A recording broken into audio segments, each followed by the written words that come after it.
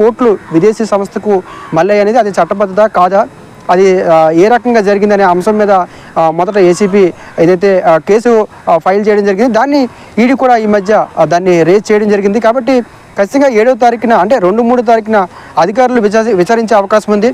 ఆ తర్వాత 7వ తారీఖున కేటీఆర్ గారిని స్వయంగా హాజరు కావాలని చెప్పి కూడా ఈడీ ఏదైతే నోటీసులు అందించాయని కూడా మన సమాచారం అవుతుంది. కాబట్టి ఖచ్చితంగా ఈ కేసు చాలా కీలక మలుపు తిరిగే అవకాశం ఉంది. అదేవిధంగా గతంలో కూడా కేటీఆర్ గారు తన రాజకీయపరమైన దురుద్దేశంతో నన్ను ఇబ్బంది పెడుతున్నారు, అదే రాజకీయపరమైన దురుద్దేశంతో నన్ను ఈ కేసులో ఇరికించేందుకు ప్రయత్నం చేస్తారని కూడా హైకోర్టులో వాదించడం జరిగింది. అదేవిధంగా ఆ టైంలో 10 రోజుల పాటు కేటీఆర్ గారిని ఎట్టి పరిస్థితుల్లో అరెస్ట్ చేయొద్దని కూడా హైకోర్టు ఆ టైంలో ఒక డైరెక్షన్ కూడా ఇవ్వడం జరిగింది. కాబట్టి అది జరిగిన తర్వాత ఈడీ కూడా ఎంటర్ అవ్వడం, ఈడీ కూడా దాన్ని వేగవంతం చేయడం అని కూడా ఇక్కడ ప్రధాన అంశంగా మనం చెప్పుకోవచ్చు. కాబట్టి 7వ తారీఖున కేటీఆర్ గారి విచారణకి ఏదైతే కేటీఆర్ గారి విచారణకి హాజరు